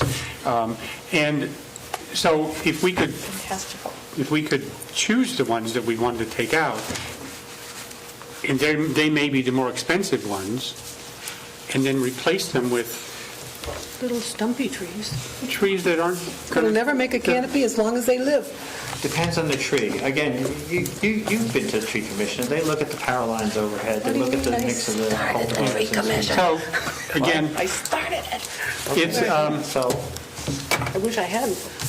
it's a small percentage of our entire inventory of ash trees. And I think if we can choose the problem ones anyway, we're removing potential problems with power lines, and we're accessing some funds to help it. That sounds good. That's a good point, and I'm not exactly sure why one area was chosen instead of a selective, but that's something maybe to discuss That can internally. still be fleshed out, yes. I guess we'll, depending on how the internal discussion goes, I don't know if it would be helpful to have Ann Bonner come and present. No. Or I think the south side has been cataloged but not mapped, and that's why you're seeing a picture of the east side, near east side, far east side, because I know this was one of the first places they did and worked their way east going south. So some areas have very few ash trees entirely. Right. Some people have very few trees. What? We have very few trees up in my area on the right-of-way. Unless you have sycamores and elms and... Yeah, no, I meant it's just like... Yeah, we cut the sycamores down. Remember that. I Cut every appreciate tree down. They're all going to die of something. I appreciate everyone's comments, and I understand the hesitation by some members. So we'll perhaps be seeing this again, and we'll see how it goes. The deadline is... Deadline's December 15th, so this is going to have to happen quickly if it does happen. Is it possible to apply for the grant, but then if we choose... Refuse it? Yeah. We can It do would it. look bad. It does look bad, I agree, but we can give you more information and see what council feels. Because I mean, I too... Punch you out. Yeah. I mean, I too am hesitant to cut down trees. On something that might happen. Okay, that's all I have for the Environment Committee, unless anyone has miscellaneous. It's getting worse as it's getting later. You better watch it. All right, well, I am finished here, and looks like City Services is up next. City Services is very short. There's a proposal that is in front of you from Mr. and Mrs. Cohn concerning a water tap up by our Blackburn water tower. And I have not had it long enough to send it off on the process, which means it goes to Andy, and they test for pressure in the line. Our requirements are that it has to be an area that is not served by another water service. It has to be for residential purposes. The only thing that I guess I would like to know is where is the city line? Should we annex it? Would that be an issue? It's quite a distance from the city limits, isn't it, Jim? This is your neighborhood? I don't know. I'm asking, well, no, it's actually Sherry's neighbor. Well, how about if I ask the city engineer to test the line between now and the 1st of January, and then we can look at it? You know where the city limits are. Where the city limits are and so on. I mean, we have a set of kind of assumptions about, and those aren't written in stone, they can be changed. Also, is this sketch not reversed? You know, it was made by a citizen, and I haven't had a chance to go online to look. Because actually, I think from Road, South Blackburn, switched in the sketch. Well, you know, Farm Road was kind of separated off from another part of it. Yeah, it is. And so- It has more detail over here. Okay. Well, it's not justified, is it? Well, it's probably not according to scale either, right? Not that we need, Not that we need to have a grade on this, right? no. Okay.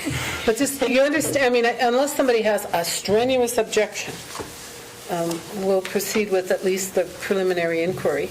You will notice that this is one of the places in town where we have a surplus of water supply, where we have some issues. Not that this will make a lot of difference, but anyway. Use a lot of water. Yes.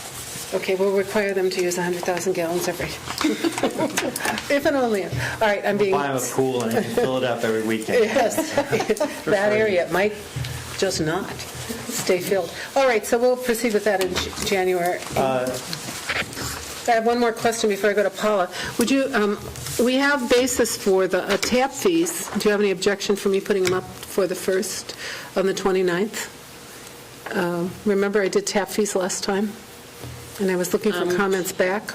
I guess I have not relayed that information down to the Director of Public Works, so I'd ask for just a little bit of I time. think I showed him one time when we were in a meeting. It's halfway between what Jennifer Frommer said we could charge and what we do charge. But she said what we should charge, not could. Yes, should. Wrong conditional, sorry. I'd like to get it up by the first of the year for a variety of reasons. You're talking about the increased tap fee? Yeah, increased tap fees. And sewer fees. Yeah, we're going to do storm sewer for soon. That's what this is about, okay? So you can get back if he has an Got issue. it. Okay.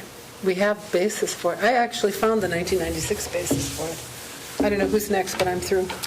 I wanted to ask if I could bring something up under city services. Just like I just made Oahu aware of this tonight, I'm not anticipating the controversy. I just made Kent Butler aware of a request, and this year's is that an O? I would use 0. Yes, O is for ordinance. 7310, passed July 6, 2010. You authorized the mayor to submit an application with the ARC and National Endowment for the Arts for AMAC in order for them to do. Was it awarded?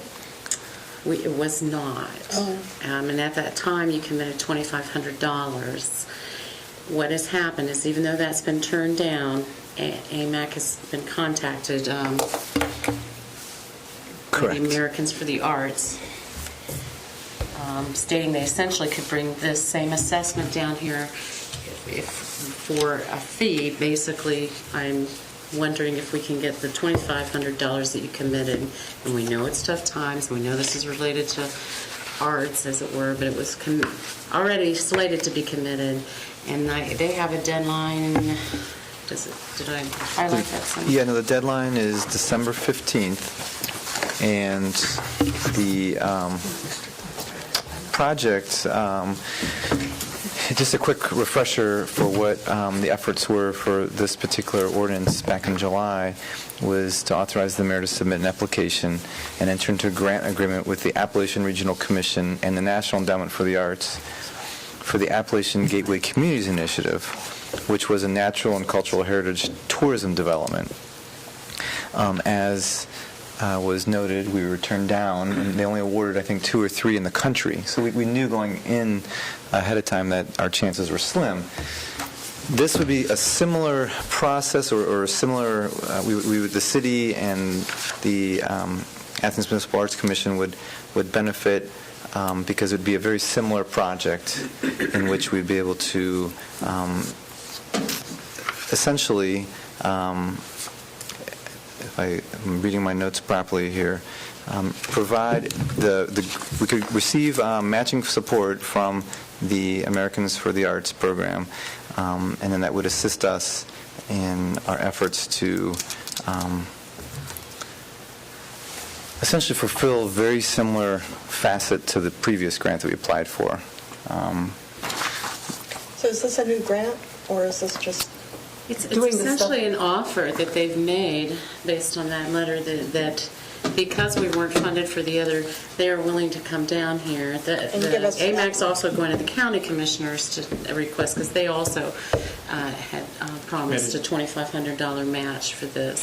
So I think they're saying it's about $3,120 plus expenses, meaning it's going to come in, because there's travel expenses, right about the same, where they're going to do a survey and assessment of the arts in the area and provide that data back.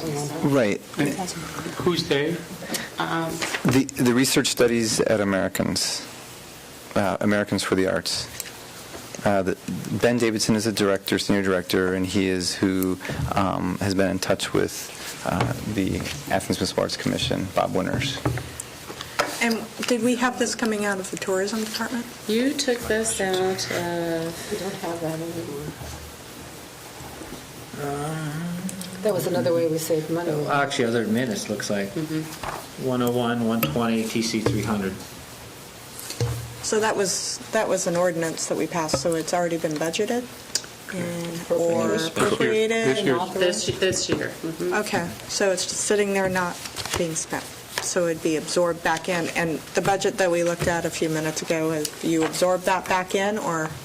Could be used for soccer. Well, I guess I would have to defer to the auditor, but this change, this was posted, this money is here for this year's use. This project will take at least 12 months. They actually anticipate almost up to 18 months. But since it's already appropriate for it, it could then be encumbered, it'd be a project and expended. But it would be a study essentially working with our arts communities and our heritage and an effort to sort of synthesize everything and see how we can better utilize our resources here in the community. Basically, it's a development Correct. research. Correct. It is, and I don't even think I know how to say these words, but they put in bold here, our economists? Our economists will customize an econometric input/output model to reflect the unique economy of Athens County. They can't do it. So they're till- talking about this will show the impact of the arts. Right.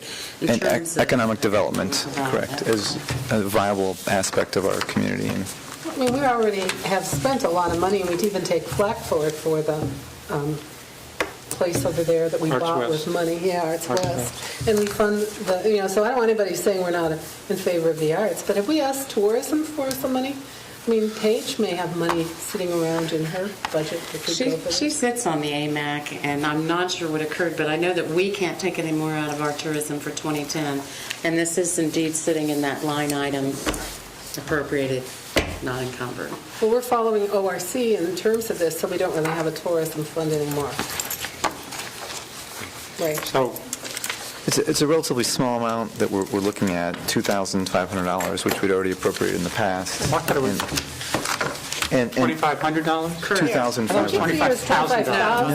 $2,500. I mean, And it's a match. been budgeted. Yeah. I mean, I think that it's, basically what we're doing is kind of reapplying for a different grant where it will be the match. I mean, I think that it's economic development, and I think that putting money into economic development models, because basically that's what they're going to do. They're going to do an econometric model based on, instead of natural resources That's what or... you think, but you don't understand those words, right? Well, I do too. No, I meant they don't mean anything. But, that's like economic development, so I think that it'd probably be a fairly good idea to invest some of the money, and it is a relatively minimal amount of money. Seeing how much do we put into the Economic Development Council? $55,000. Could you make sure that Emily's in favor, the one who's in charge of Arts West?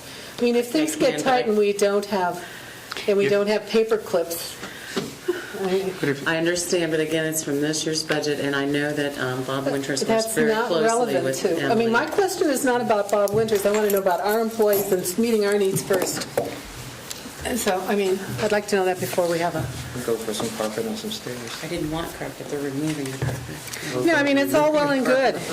You have no idea. Well, we are having an emergency AMAC meeting tomorrow evening, and this has been discussed via email, but I wasn't sure how we're dealing with deadlines and the potential new meetings or added meetings for the rest of the month or next month.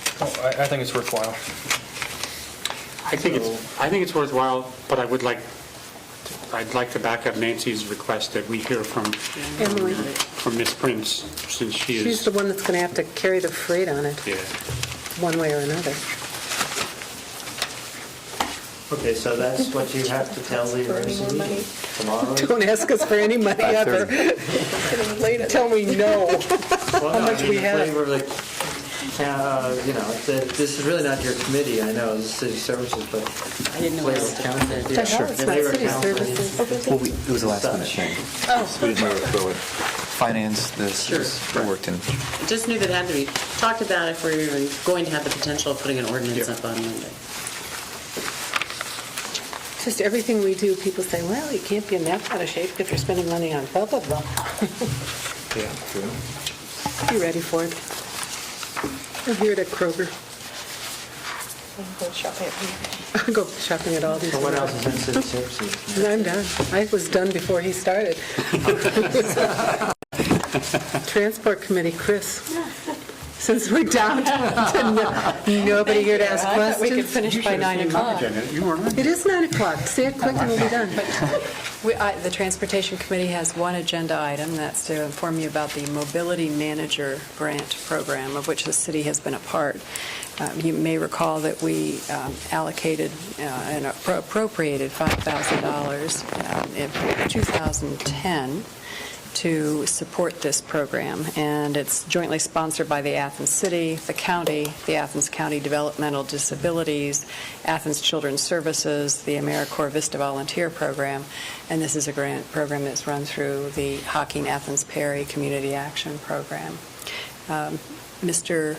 Lance Rep became the mobility manager in March and gave his report to the committee this morning, to a group advisory committee, and has done a very good job, including helping with part of the Go Bus system, as well as coordinating other transportation ventures for the city. So we have the money in 2010. This is federal money that comes through as a grant to the Ohio Department of Transportation. HAPCAP will be applying. They have the 2010 funds now. They also have the 2011 funds, and the application that's going in on January 5th will be for fiscal year 2012 funds for the grant, and their request to us will be the $5,000 again, which I think is a good investment. So I wanted to bring that up to council members. When do they need? And they will, by January, the application deadline is January 5th. So do they need an appropriation or a resolution from us, or willingness to fund that? I will verify by next Monday night whether Okay. they need the appropriation or just the resolution in support of. I'm sure it's the resolution, but that at that time you'd be committing future monies. But, $5,000 that funds 2 years, almost a 2-year position. based on Right. In what I'm 2010, we committed the $5,000. In 2011, HAPCAP provided all of the cash cost share, and so we didn't need to commit any. So now this is for 2012 that we'd be asked to commit the $5,000. The thrust of this, of course, is trying to coordinate all the transportation, rural and urban, within the county. That's his task, is actually to try to putting all the different service groups together, as well as city municipalities. I think he's been doing, it's a hard thing to do because everybody's got their little vans or buses they want to hold on to, but he's been trying to make some headway on this. And this is actually the first year, so year 2 is funded. I guess we're looking at year 3. Personally, I think it's worthwhile doing for public transit. I'm not ready to take our buses outside the city limits just to help them out without a good way to fund it, because you know where we are with our funds. Except, again, there's a certain amount of money you want to spend towards the possibility of doing something different or improving something. I kind of lean for it, but that's up to you guys. Knowing full well that it's going to be a tight budget, 2012, I don't know what it'll look like. We can only hope it's better. Any other questions about the grant? And Councilmember No, I Byer. just had one other comment when you're done. Okay. And I don't have any miscellaneous items for transportation. My only miscellaneous was to wish everyone in this room and those out there in TV land and on the internet a happy, joyous Thanksgiving. Drive safe, because the Yes. weather's really going to change. Oh, really? Wednesday.